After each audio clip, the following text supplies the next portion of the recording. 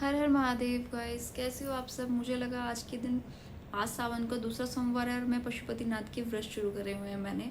तो सोचा मैंने आपके साथ भी आप बता देती हूँ व्रत कैसे किया जाता है। शायद किसी किसी को, वैसे बहुत लोगों को पता भी होगा, बहुत लोगों को नहीं भी पता ये व्रत क्यों करा जाता है और किस लिए करना चाहिए और इससे क्या क्या इच्छा पूर्ण होती है। तो ये व्रत होते हैं, ये आप किसी भी सोमवार के 5 सोमवार, मतलब 5 व्रत होते हैं, किसी भी सोमवार से आप शुरू कर सकते हैं। आपको जब जब आपको सही लगे आप तब तब स्टार्ट कर सकते हैं। और सावन के सोमवार तो यार इतने अच्छे व्रत होते हैं कि आप समझो, मन करता है कि करते जाओ करते जाओ। जैसे सावन के 16 सोमवार होते हैं ना, जैसे लड़कियां रखती हैं सावन के सोमवार, भाई वो व्रत भी बहुत अच्छे होते हैं। और मेरी मानो उसे मतलब वर प्राप्ति के लिए भी बोलते हैं, जिसे अच्छा पति मिले, वो सारे व्रत होते हैं ये सब।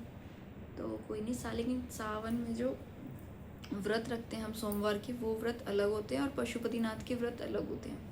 तो दोनों, जिनके दोनों चल रहे होते हैं वो एक ही कर पाते हैं। ये तो कहने की सारी बातें होती है कि भाई वो भी कर लो ये भी कर लो, लेकिन लगता है कि वैसे है तो भोलेनाथ के वो भी ये भी, तो कोई बात नहीं, जो भी है यार ठीक है।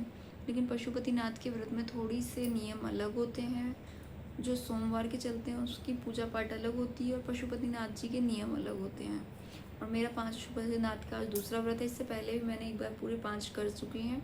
और पशुपतिनाथ का व्रत कोई भी इच्छा मांग के किया जाता है। अगर आपकी किसी चीज़ के लिए कोई इच्छा हो जो बहुत दिन से पूरी ना हो रही हो, या जो भी आपके मन में परेशानी, दुख, दर्द, जो कुछ भी है उसे मांग के आप एक बार पशुपतिनाथ के व्रत करके देखिए। बहुत अच्छे व्रत होते हैं और इससे सब दुख दूर दूर हो जाते हैं, मतलब दुख दूर हो जाते हैं। जो भी आपको लगता है कि मेरे साथ परेशानी है, हारी बीमारी है, और सबसे ज़्यादा तो देखो हारी बीमारी के लिए बंदा आज के टाइम में यही परेशानी है, पैसे धेले का थोड़ा, बस ये सब सबका चलता है। लेकिन अपनी अपनी परेशानियाँ देखो, अपने मन को पता होती है कि हम किस चीज़ से परेशान हैं। तो मैं आपको बस सीधा बताती हूँ, पशुपतिनाथ के 5 व्रत होते हैं। और कोई भी सोमवार को, आप कभी भी सोमवार, चांदनी चल रही है या अंधेर चल रही है, सब कुछ भी ना देख के आप सीधा कोई भी सोमवार को शुरू कर सकते हो।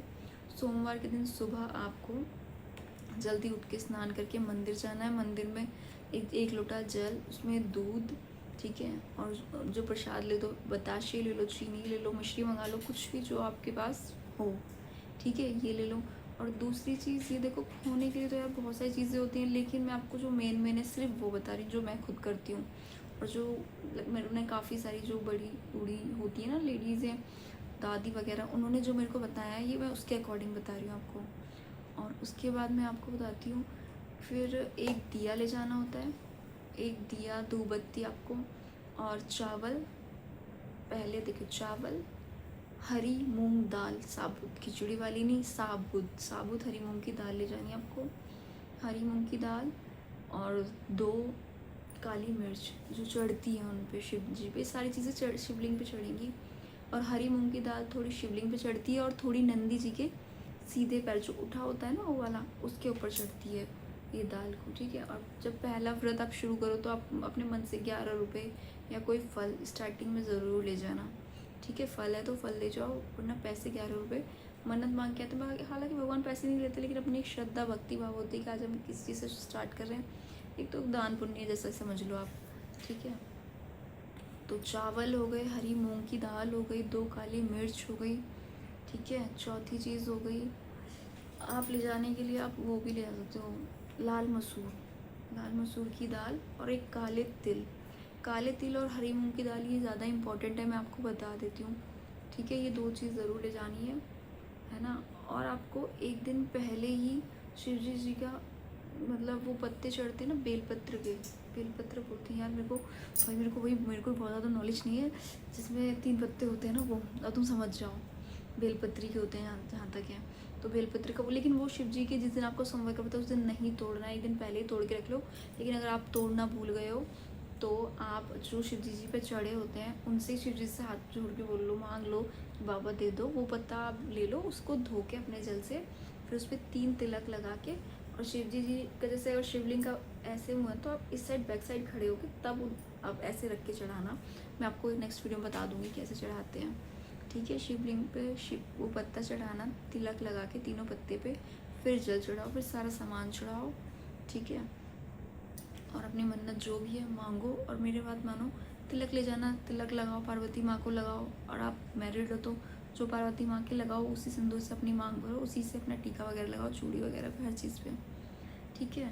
ये सब चीज़ें करो। और उसके बाद नेक्स्ट चीज़ आती है, पार्वती माँ को शिवलिंग जी से कलावे से आप 3 बार बांध देना और 3 ही गांठ लगाना, ब्रह्मा विष्णु महेश बोलकर, ठीक है। और उसके बाद हमारा आता है, जब हम शिव जी पार्वती जी को बांधते हैं, उस कलावे को तोड़ना नहीं है, उसको वहीं छोड़ देना है जितना है। कभी भी उनकी गांठ लगा के कलावा नहीं तोड़ते हैं, हमेशा याद रखना, ये बहुत इंपॉर्टेंट चीज़ होती है। बाकी देखो, शाम ये होती है सुबह की पूजा, सुबह बहुत नॉर्मल पूजा होती है, बस 2-3 चीज़ें स्पेशल चढ़ती है। बाकी आप सुबह मंदिर में जाके सब काम करके आके अपने घर आओ। और लेकिन जो थाली आप सुबह लेके जाते हो, वही थाली आपको शाम को फिर से ले जानी होती है, उस थाली को धोना नहीं होता, ठीक है। उस थाली को दोबारा से नहीं ले जानी होती है। लेकिन शाम के टाइम थोड़ा चेंज होता है, नियम शाम के टाइम ये हो जाता है कि आप हलवा, खीर, बेसन का आटे का, जैसा भी आपके पास सुविधा है ना, शाम को आपको 1 कटोरी हलवा बनाना होता है। और उस 1 कटोरी हलवे का 1 कटोरी बना लो, मतलब जितना भी आप बनाते हो, जितना आपके पास है। लेकिन इतना है कि जो भी आप हलवा प्रसाद में बनाओगे, एक तो वो कभी किसी को देना नहीं है, ना बच्चे का, ना बड़े, ना बूढ़े, ना गाय वाय, किसी को नहीं देना। वो बना के सीधा आपको मंदिर ले जाना है, और उसके साथ ले जाने हैं आपको 6 दिए। 6 दिए के साथ साथ आपको वहाँ 5 दिए ऐसे शिवलिंग के चारों तरफ लगा देने हैं, और पार्वती माँ के सामने ऐसे वहाँ पे आपको 5 दिए जलाने, 1 दिया नहीं जलाना। 1 दिया रखना, 6 लगाने, लेकिन 5 जलाने, 1 वापस लेके आना अपनी थाली में रख के। उससे घर में घुसते टाइम अपने सीधे हाथ की तरफ चौखट पे जलाना है, घर में घुसते टाइम उस दिए को, ठीक है। और जो आप हलवा लेके जाओगे, उसके वहाँ 3 हिस्से करने हैं। 2 डोंगे ले जाना, अपनी कटोरी में रख लेना, और 2 डोंगे में रखना पार्वती माँ के और शिव जी भगवान के पास। लेकिन 3 जो हिस्से होंगे ना हमारे हलवे के, वो तीनों बराबर होने चाहिए। वो 2 डोंगे का आपको वहीं छोड़ के आना है, और जो आपका हिस्सा उसे लेके आना है, उसी से आपको व्रत खोलना है, और वो हलवा किसी को भी नहीं देना है। और जो भी आप नियम करो पहले वाले में व्रत में, वही सेम 5 में होने चाहिए। ये नहीं कि आपने पहले में हलवा बना दिया, दूसरे में खीर बना दी, तीसरे में, ऐसा नहीं। जैसा है सेम फर्स्ट वाले की तरह सारे होते हैं। बाकी कोई गलती हो गई तो माफ़ करना, ठीक है। मुझे जितना पता था मैंने आपको बता दिया, बाकी आप जैसे आपको ठीक लगे। बाकी कोई गलती है तो ठीक है। बाकी हर हर महादेव। और आगे आगे नेक्स्ट वीडियो में मैं आपको बताऊंगी कैसे कैसे क्या करते हैं, जितना मुझे नॉलेज है। बाकी कोई गलती लगे तो सॉरी। हर हर महादेव गाइस।